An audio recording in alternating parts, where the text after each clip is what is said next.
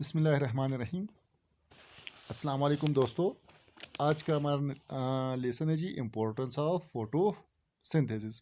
Photosynthesis की importance क्या है, ठीक है जी। इम्पोर्टेंस, इसकी अहमियत, यानी फोटोसिंथेसिस क्यों अहम है, ठीक है जी।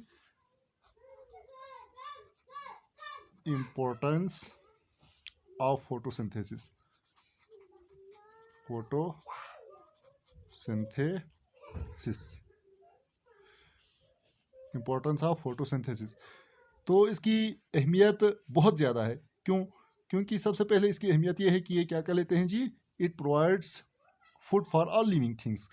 यानी इसी की वजह से क्या होता है जी, ये क्या है जी, फूड मेकिंग प्रोसेस है, ठीक है जी। Food making process, food making process for nearly all living things, ठीक है जी, ऑल लिविंग थिंग्स।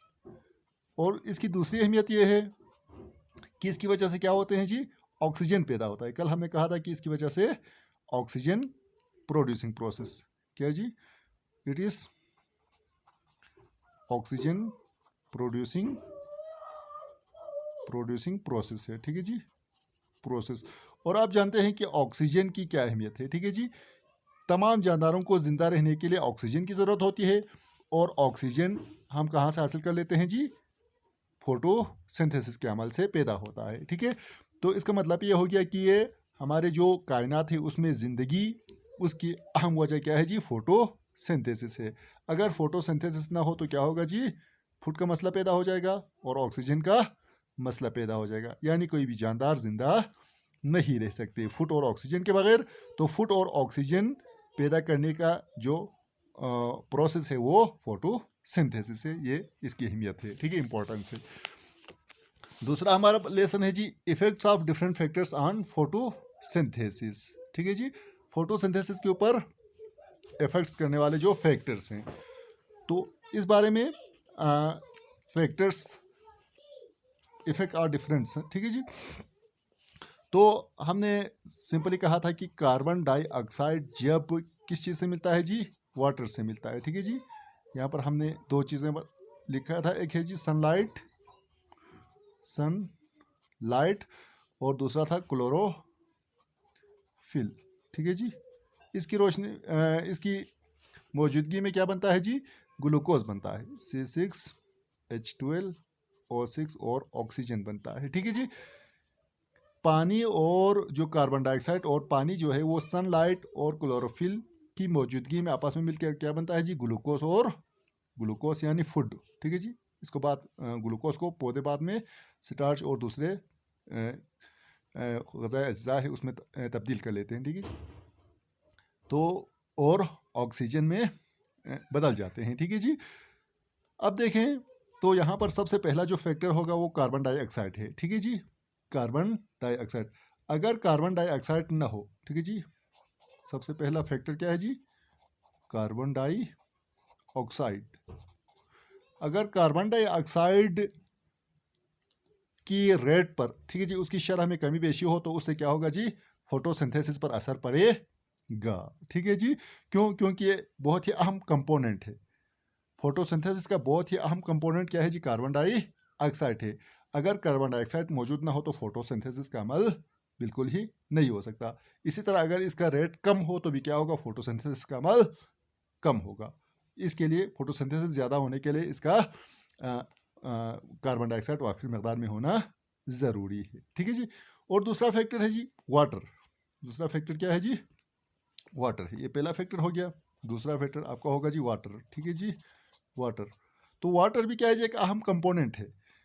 इस वाटर के बगैर क्या होगा जी, पौधे जो है वो फोटोसिंथेसिस का अमल नहीं कर सकते, ठीक है जी। तो it is another important factor. तो पानी की कमी की वजह से क्या होगा, अक्सर आप देखते हैं कि गर्मियों में पत्ते जो हैं वो क्या होते हैं, ज़रत होकर गिर जाते हैं, ठीक है, due to loss of less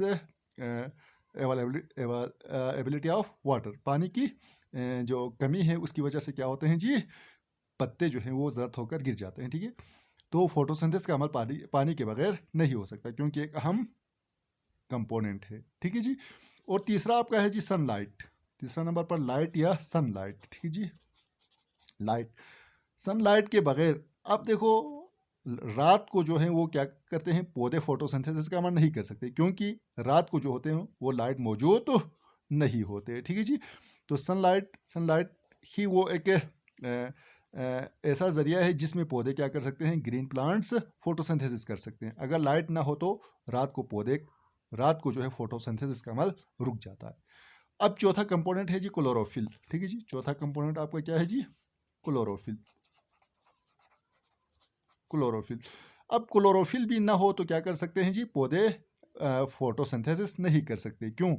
क्योंकि जो ग्रीन प्लांट्स, हमने कहा था कि ग्रीन प्लांट्स पौधे के ग्रीन हिस्से, ग्रीन पत्ते इसलिए होते हैं क्योंकि उसमें एक पिगमेंट होता है ग्रीन, वो क्लोरोफिल। क्लोरोफिल पिगमेंट की वजह से क्या कर सकते हैं जी, पौधे फोटोसिंथेसिस कर सकते हैं। अब पौधे के दीगर जो हिस्से हैं जो ग्रीन ना हो, अब पत्ते या जो फूल की पत्तियां हैं वो मुख्तलिफ कलर की होती हैं, जैसे कि रोज़ की रेड होती हैं या वाइट होती हैं, तो या कोई और कलर की होती हैं, तो वो क्या कर सकते हैं, फोटोसिंथेसिस नहीं कर सकते, ठीक है जी। सिर्फ ग्रीन जो पार्ट्स होते हैं उसमें उनमें क्लोरोफिल होता है, तो ग्रीन पार्ट ही फोटोसिंथेसिस कर सकते हैं। अगर क्लोरोफिल ना हो तो भी क्या कर सकते हैं जी, कोई फोटोसिंथेसिस का अमल नहीं होगा। ये तो 4 कंपोनेंट्स हो गए, ठीक है। और एक पांचवा है जी फोटोसिंथेसिस पर असर करने वाली चीज़, वो है जी आपका टेम्परेचर, ठीक है जी। टेम्परेचर, ये टेम्परेचर भी एक ऐसा फैक्टर है जो क्या कर सकते हैं जी, फोटोसिंथेसिस के ऊपर असरअंदाज होता है, ठीक है जी। अगर टेम्परेचर आपके पास टेम्परेचर जो है वो क्या हूँ ठीक मुतदिल कह सकते हैं, ठीक है जी। मुतदिल हूँ यानी 25 टू 50 35 सॉरी डिग्री सेंटीग्रेड, इसके रेंज के अंदर हो तो बेहतरीन तरीके में फोटोसिंथेसिस हो रहा होता है। लेकिन यहाँ से जब लो हो जाए, ठीक है जी, या 30 आमतौर पर 40 से, ठीक है जी, ऊपर हो जाए तो क्या होता है, 40 डिग्री से ऊपर हो जाता है तो फोटोसिंथेसिस का अमल रुक जाता है, ठीक है। 40 से ऊपर पर रुक जाता है और 25 से नीचे भी सुस्त हो जाता है। 25 से नीचे हो तो सुस्त हो जाता है, ठीक है। तो टेम्परेचर के लिए जो क्या कहते हैं, फोटोसिंथेसिस के लिए जो बेहतरीन टेम्परेचर रेंज है वो 25 से 35 डिग्री सेंटीग्रेड है, ठीक है जी। ये हमारा आज का लेसन था। Thank you.